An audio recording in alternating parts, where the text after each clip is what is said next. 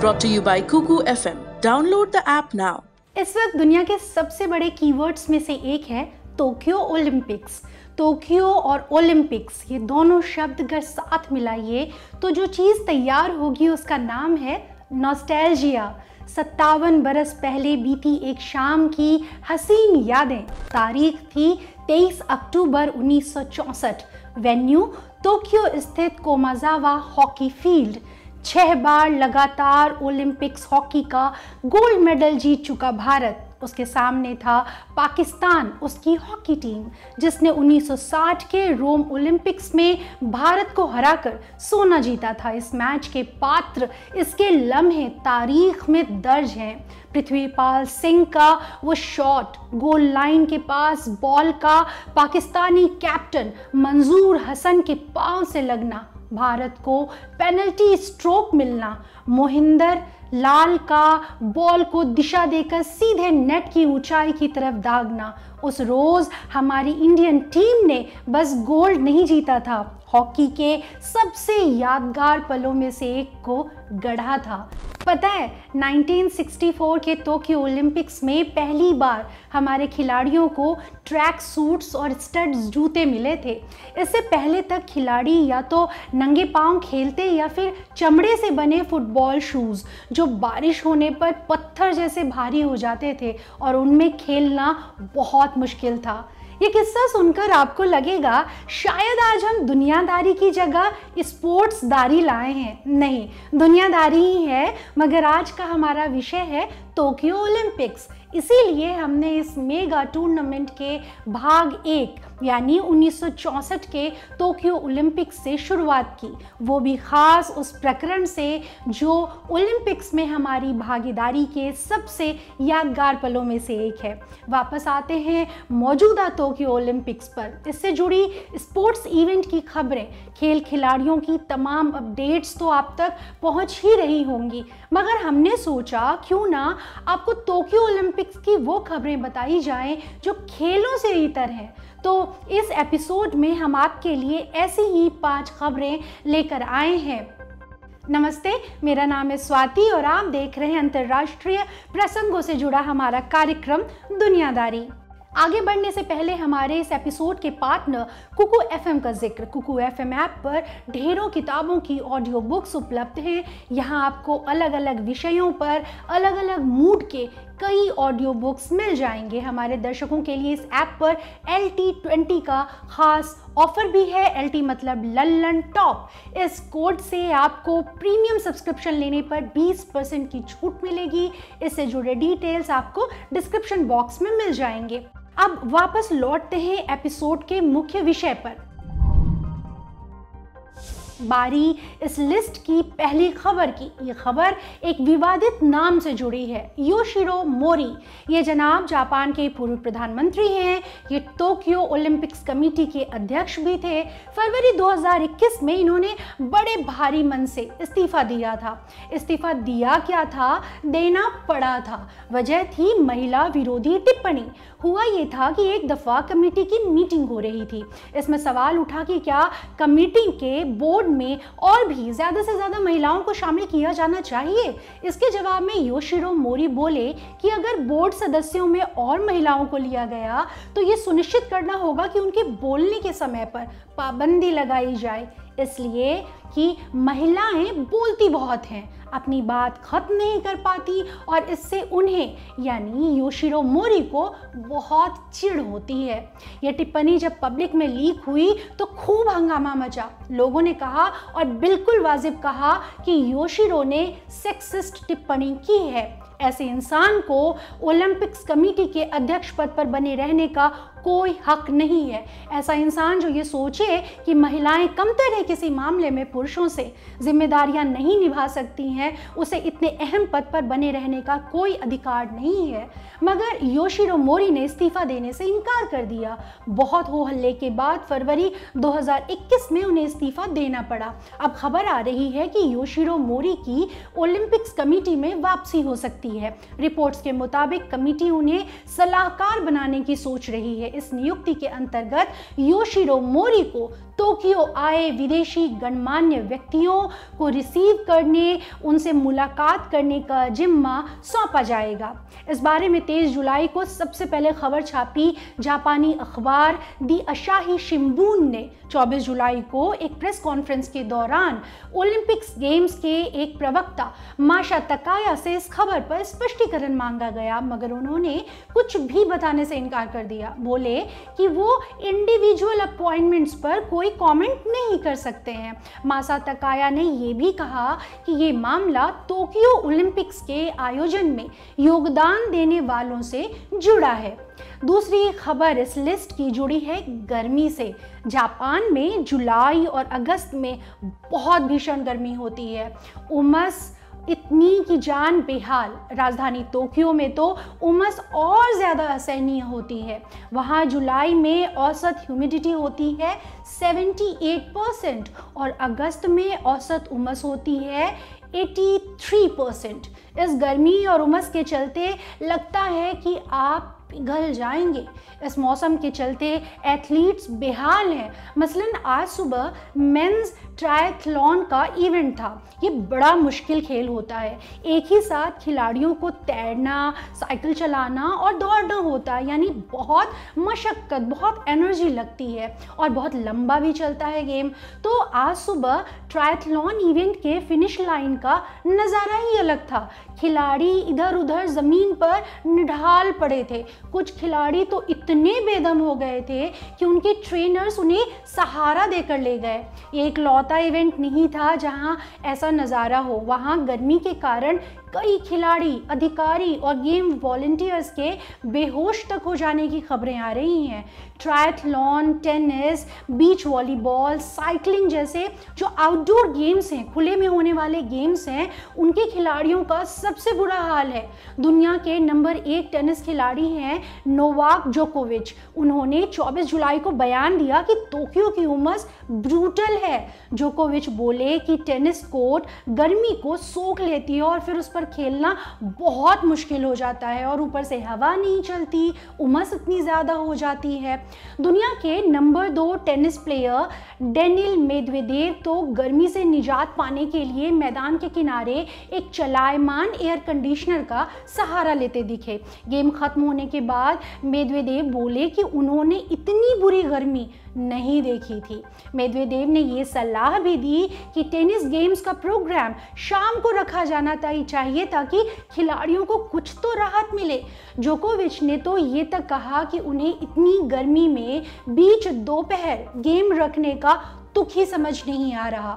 ज़्यादातर खिलाड़ी इसी तरह असहनीय गर्मी की शिकायत कर रहे हैं। लोगों का कहना है कि जापान की ओलंपिक्स ऑर्गेनाइजिंग कमेटी को माफ़ी मांगनी चाहिए। क्यों? क्योंकि उन्होंने मौसम के बारे में झूठ कहा। क्या झूठ कहा जापान ने?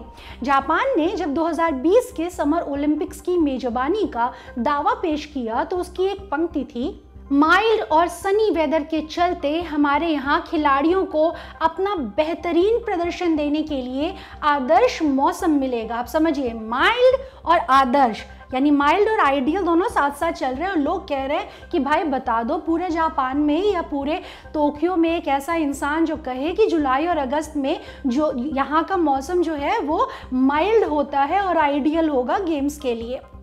अब जापान ने अपने प्रपोजल में ये भी लिखा था कि ओलंपिक्स के प्रस्तावित समय के हिसाब से टोक्यो का मौसम बिल्कुल वाजिब होगा।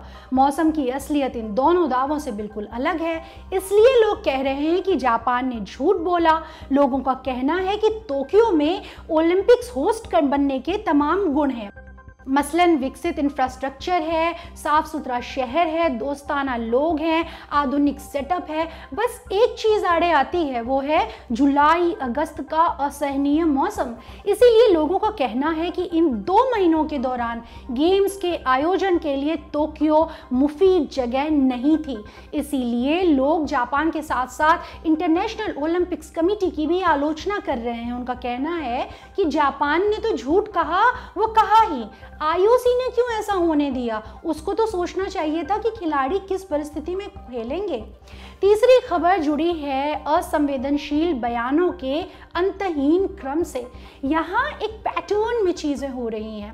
पहले गेम से जुड़ा कोई इंसान, कोई बड़ा इंसान आपत्तिजनक बयान देता है, उस पर हो हल्ला होता है, माफी मांगी जाती है, फिर भी जब चीजें शांत नहीं होती तो उस इंसान को बर्खास्त कर दिया जाता है। इसी पैटर्न से जुड़े कुछ ऑफेंडर्स के बारे में जो रीसेंट हैं आपको बताते हैं। एक सज्जन है केंतारो कोबायाशी, वो जापान के थिएटर वर्ल्ड का जाना माना नाम है। इसी वजह से उन्हें टोक्यो ओलंपिक्स के उद्घाटन समारोह का डायरेक्टर बनाया गया। ओपनिंग सेरेमनी से ठीक पहले, एक दिन पहले उन्हें डिसमिस कर दिया गया। क्यों? क्योंकि एक टीवी शो के दौरान उन्होंने कहा था लेट्स प्ले द होलोकॉस्ट। केंतारो ने ये बात कही थी 1998 में। उस बयान ने सिर उठाया है अब ओपनिंग सेरेमनी से पहले। बहुत आलोचना हुई तो ऑर्गेनाइजिंग कमेटी ने केंतारो को बर्खास्त कर दिया, मगर आलोचनाएं खत्म नहीं हुई। लोगों का कहना है कि ऐसा इंसान जो यहूदी नरसंहार को चुटकुला समझता हो, सार्वजनिक तौर पर इसके ऊपर जोक मार चुका हो, उसको ओपनिंग कमेटी का डायरेक्टर बनाया ही क्यों गया? इसके अलावा एक और बर्खास्तगी हुई। इन महाशय का नाम है केइगो ओयामादा। वो क्रिएटिव डायरेक्टर थे। किस चीज़ के? टोक्यो ओलंपिक्स के उद्घाटन समारोह में जो ओपनिंग संगीत बजना था उसे कंपोज किया था ओयामादा ने। उन्होंने अपने कुछ इंटरव्यू में डींगे हाँकते हुए बताया कि जब वो टीनेजर थे तो अपनी क्लास के विकलांग बच्चों को तंग करते थे, उन्हें बुली किया करते थे, उन पर दादागिरी झाड़ते थे। इस पर हंगामा हुआ तो ओयामादा ने माफ़ी मांगी, लेकिन तब भी लोगों की नाराज़गी बनी रही। मजबूरन ओयामादा को भी इस्तीफ़ा देना पड़ा। उनका कंपोज किया हुआ म्यूज़िक भी ओपनिंग सेरेमनी में नहीं बजाया गया। विवाद अभी ख़त्म नहीं हुए हैं। ओपनिंग सेरेमनी के लिए बुलाए गए एक कॉमेडियन को भी इसी तरह हटाना पड़ा, क्योंकि उस कॉमेडियन ने सलाह दी थी, और ध्यान से सुनिएगा, उस कॉमेडियन ने सलाह दी थी कि उद्घाटन समारोह के एक प्रोग्राम के लिए प्लस साइज वाली एक मॉडल, प्लस साइज जिसे आप में से कई लोग मजाक उड़ाते हुए कहते हैं ना मोटी मुटल्ली, ऐसी प्लस साइज वाली एक मॉडल को फैंसी ड्रेस पहनाकर सुअर जैसा दिखाया जाए। ये कौन सी क्रिएटिविटी थी पता नहीं। खैर, चौथी खबर जुड़ी है कोरोना वायरस से। टोक्यो ओलंपिक्स बिना दर्शकों के हो रहा है। कोरोना के चलते इस दफ़ा स्टेडियम्स खाली हैं। खिलाड़ियों का हौसला बढ़ाने के लिए भीड़ की कोई तालियां नहीं है। स्टेडियम की कुर्सियों को सफ़ेद, काले और सुनहरे रंग के इस पैटर्न में रंगा गया है कि दूर से देखकर लगता है लोग बैठे हैं। मतलब दर्शक नहीं हैं तो कम से कम दर्शकों के होने का भ्रम तो रहे। ऑनलाइन मोड पर गेम्स देख रहे दर्शक स्क्रीन पर दिए गए चीयर बटन को दबाकर संतोष करते हैं। ये सारा त्याग किस लिए? ताकि कोरोना ना फैले। मगर तमाम एहतियातों के बावजूद कोरोना पीछे लगा हुआ है। टोक्यो में कोरोना के केसेस लगातार बढ़ रहे हैं। ओलंपिक्स गेम से जुड़े लोगों में भी केसेस जंप हो रहे हैं। 26 जुलाई को ऐसे 16 नए केस सामने आए। इनमें डच टेनिस खिलाड़ी जॉन रोजर भी शामिल हैं। कोविड पॉजिटिव पाए जाने के चलते उन्हें गेम से हटना पड़ा। अकेले डच डेलीगेशन में अब तक 6 लोग कोविड पॉजिटिव हो चुके हैं।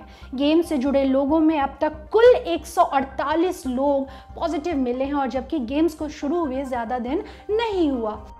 ओलंपिक्स विलेज के भीतर भी 1 दर्जन से ज़्यादा लोग पॉजिटिव पाए जा चुके हैं। खिलाड़ियों के पॉजिटिव होने के चलते चेक रिपब्लिक को बीच वॉलीबॉल और रोड साइकिलिंग इवेंट से हटना पड़ा। इन सब के चलते जापान के लोगों में बहुत पैनिक है। यहाँ एक धड़ा पहले से ही टोक्यो ओलंपिक्स के आयोजन का विरोध कर रहा था। उनका कहना था कि ये गेम्स शापित हैं, इसका आयोजन ही नहीं होना चाहिए। उनकी चिंताएं कोरोना से भी जुड़ी थी। ओपनिंग सेरेमनी से पहले वाली रात को भी वहां प्रोटेस्ट चालू थे। हजारों लोग रैली निकालकर ओलंपिक्स आयोजन समिति को कोस रहे थे, कह रहे थे कि खेल के लिए लोगों की जान दांव पर लगाई जा रही है। इन रैलियों में गो टू हेल आईओसी और गो टू हेल ओलंपिक्स जैसे नारे भी लगे। एक तरफ ये प्रोटेस्ट हो रहे थे, दूसरी तरफ एक धड़ा मायूस भी है। ये वो लोग हैं जो पहले ही ओलंपिक्स के टिकट खरीद चुके थे, मगर अब ये टिकट किसी काम के नहीं। कई लोगों ने इस बेचारगी को अपने उत्साह में आड़े नहीं आने दिया। वो दूर सड़क पर जमा होकर ओपनिंग सेरेमनी की आतिशबाजियां देख रहे थे। जो आउटडोर इवेंट्स होते हैं उनमें भी कई दर्शक दूर से नज़ारा देखते हैं। अब टूर्नामेंट के साथ साथ केसेस भी आगे बढ़ रहे हैं। इसका पहले से ही गंभीर कोरोना स्प्रेड पर कितना असर पड़ेगा, जापान की स्थितियां और बद से बदतर हो जाएंगी क्या, corona spread out of control हो जाएगा क्या, ऐसे तमाम सवालों को लेकर काफ़ी चिंताएं हैं लोगों के बीच। आशंका है कि जापान में कोरोना की एक 5वीं लहर अब तक की सबसे भीषण लहर साबित होगी। इन चिंताओं पर जापान के एक महामारी विशेषज्ञ ने बड़ी दिलचस्प बात कही। इन एक्सपर्ट का नाम है केंतारो इवाता। टाइम मैगजीन से बात करते हुए केंतारो बोले कि जापान में Covid cases out of control ना हो, इसके लिए ज़रूरी है कि जापानी ओलंपिक्स खिलाड़ी अच्छा परफॉर्म ना करें। उनतारो बोले कि अगर जापानी खिलाड़ी खूब सारे गोल्ड मेडल जीतते हैं तो जापानी जनता खुश होगी, लोग पार्टी करने बाहर जाएंगे, कोविड प्रोटोकॉल्स तोड़ेंगे। लेकिन अगर जापानी खिलाड़ी अच्छा प्रदर्शन नहीं करते और कोविड केसेस भी बढ़ते जाते हैं तो जापानी जनता फ्रस्ट्रेट हो जाएगी, वो निराश हो जाएंगे, तो गेम्स के प्रति उदासीन रहेंगे।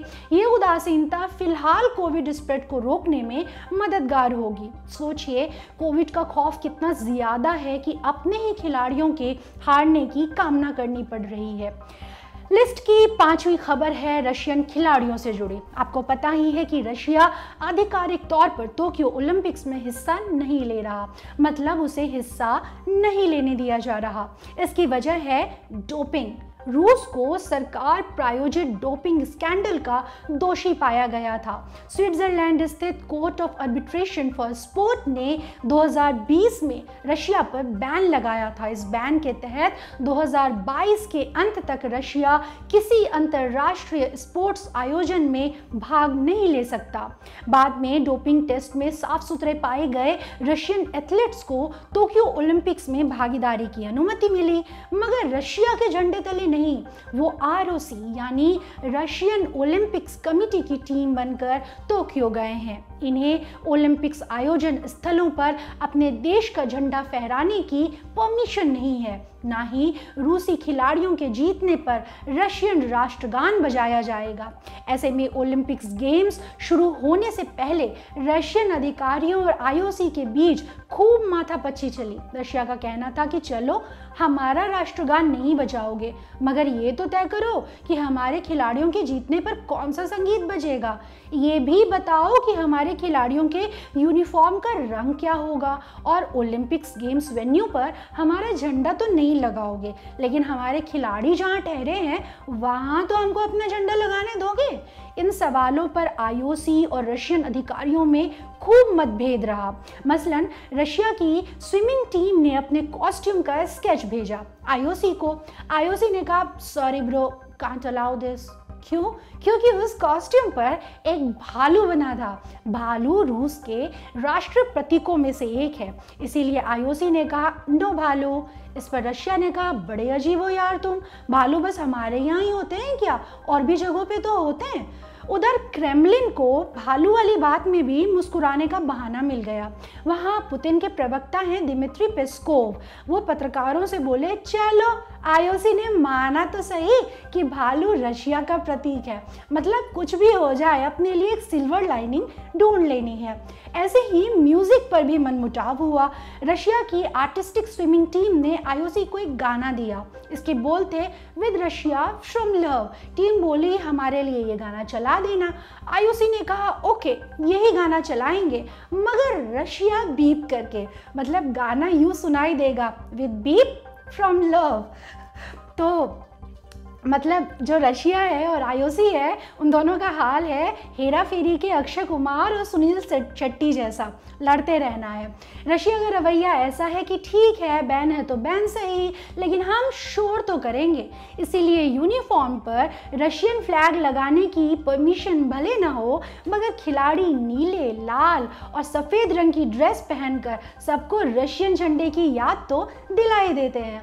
इसीलिए रूस ऑफिशियली ना होकर भी गेम्स में भरपूर नज़र आ रहा है। ये था ओलंपिक से आ रही खबरों का एक गुलदस्ता।